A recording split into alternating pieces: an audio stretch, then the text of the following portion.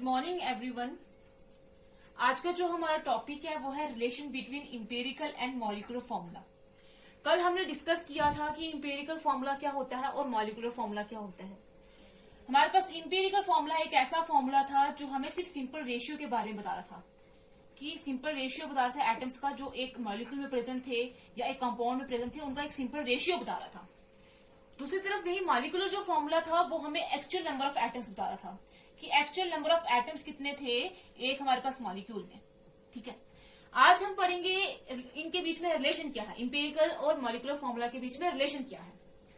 तो हम देखें मॉलिक्यूलर फॉर्मूला और इंपेरिकल फॉर्मूला कैसे रिलेट करते हैं। Molecular formula is equal to n multiply empirical formula. Molecular formula is equal to n multiply empirical formula. Molecular formula हमारे पास किसके बराबर होता है, एन मल्टीप्लाई इंपेरिकल फॉर्मूला के बराबर होता है। तो यही है हमारे पास relation between empirical and molecular formula. Empirical formula हमें क्या बताएगा कि कितने रेशियो में एटम्स जो है एक मॉलिक्यूल में प्रेजेंट हैं, और मॉलिक्यूलर फॉर्मूला हमें क्या बताएगा, एक्चुअल नंबर ऑफ एटम्स बताएंगे। यहाँ पे जो एन है वो क्या है हमारे पास, एन जो है हमारे पास एक सिंपल होल नंबर है। एन हमारे पास क्या है, सिंपल होल नंबर है जिसकी जो वैल्यू है वो 1 भी हो सकती है, 2 भी हो सकती है, 3 भी हो सकती है, 4 हो सकती है, 5 हो सकती है, 6 हो सकती है और सो ऑन। एन जो है हमारे पास क्या है, एक सिंपल होल नंबर है जिसकी वैल्यू जो है वो 1, 2, 3, 4, 5, 6 आगे फर्दर हो सकती है। तो ये जो हमारे पास रिलेशन है मॉलिक्यूलर फॉर्मूला और इंपेरिकल फॉर्मूला, ये मॉलिक्यूलर फॉर्मूला इंपेरिकल फॉर्मूला से कैसे रिलेट होता है ये जो हमें इधर से पता चल गया। अब अगर हमें मॉलिक्यूलर फॉर्मूला दिया होगा तो हम उसे जो है इंपेरिकल फॉर्मूला दिया होगा तो हम उसे जो है मॉलिक्यूलर फॉर्मूला इजीली कैलकुलेट कर सकते हैं अगर हमें एन पता होगा। तो एन हमने क्या बोला, एक सिंपल होल नंबर है, लेकिन इस एन को हम कैलकुलेट कैसे करेंगे।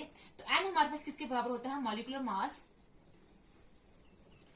जिस मॉलिक्यूल का हमें मॉलिक्यूलर फॉर्मूला निकालना है उसका molecular mass upon empirical formula mass, जो हमें इंपेरिकल फॉर्मूला दिया हुआ है उसका मास।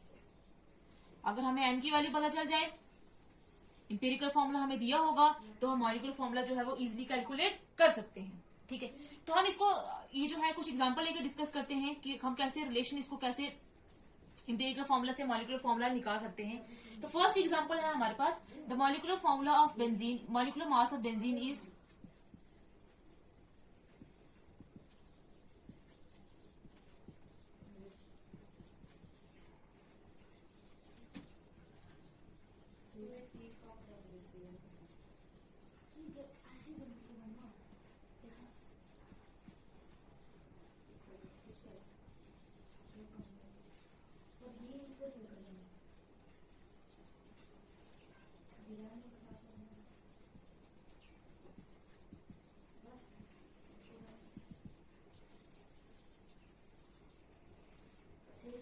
तो हमें क्या दिया हुआ एग्जांपल में कि मॉलिक्यूलर मास हमारे पास एक कंपाउंड है बेंजीन, उसका हमें मॉलिक्यूलर मास दिया हुआ कितना 78, उसका इंपेरिकल फॉर्मूला भी हमें दिया हुआ CH। तो हमें उसका क्या निकालना है, मॉलिक्यूलर फॉर्मूला निकालना है बेंजीन का। ठीक है, तो अब हमें क्या करना पड़ता है, हमारे पास मॉलिक्यूलर फॉर्मूला किसके बराबर होता है, n multiply empirical formula. Empirical formula हमें दिया होगा CH, इंपेरिकल फॉर्मूला हमें क्या बताता है, रेशियो बताता है एटम्स का। तो यहाँ पे हमारे पास कितने एटम्स हैं बेंजीन में, 2, कार्बन और हाइड्रोजन। इंपेरिकल फॉर्मूला क्या बताएगा कि कार्बन और हाइड्रोजन किस रेशियो में प्रेजेंट है, तो 1:1 रेशियो में प्रेजेंट है बेंजीन में कार्बन और हाइड्रोजन। लेकिन अब हमें एन की वैल्यू पता ही नहीं है, तो हम मॉलिक्यूलर फॉर्मूला कैसे कैलकुलेट करेंगे। लेकिन हमें पता है कि एन की वैल्यू हम कैलकुलेट कैसे कर सकते हैं, molecular mass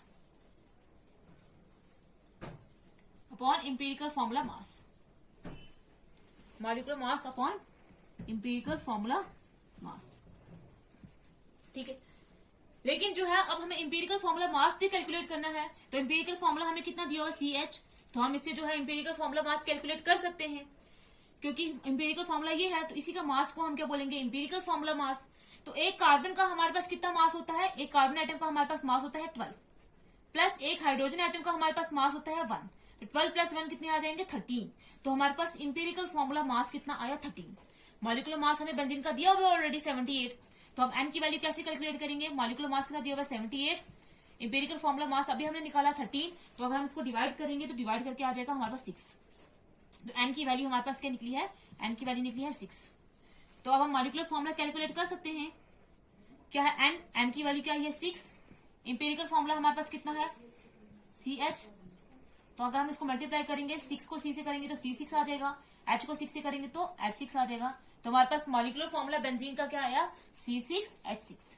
molecular formula benzene का क्या आया C6H6। ऐसे जो है अगर हमें इंपेरिकल फॉर्मूला दिया होगा हम एन की वैल्यू कैलकुलेट करेंगे, देन हम जो मॉलिक्यूलर फॉर्मूला जो होगा कैलकुलेट कर सकते हैं। तो हमारे पास बेंजीन का मॉलिक्यूलर फॉर्मूला क्या है C6H6, जो हमें क्या बता रहा है कि हमारे पास बेंजीन में 2 एटम्स होते हैं, कार्बन और हाइड्रोजन, और कार्बन के 6 एटम्स होते हैं और हाइड्रोजन के भी 6 एटम्स होते हैं।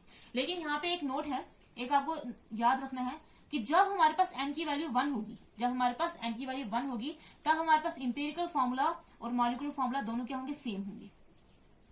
तब हमारे पास क्या होंगे इंपेरिकल फॉर्मूला और मॉलिक्यूलर फॉर्मूला दोनों क्या होंगे सेम होंगे। आगे हम फर्दर एग्जांपल में हम डिस्कस करेंगे कि कैसे सेम होते हैं। लेकिन ये बात आपको याद रखनी है कि अगर हमारे पास n की वैल्यू 1 होगी तो इंपेरिकल फॉर्मूला और मॉलिक्यूलर फॉर्मूला दोनों क्या होंगे सेम होंगे।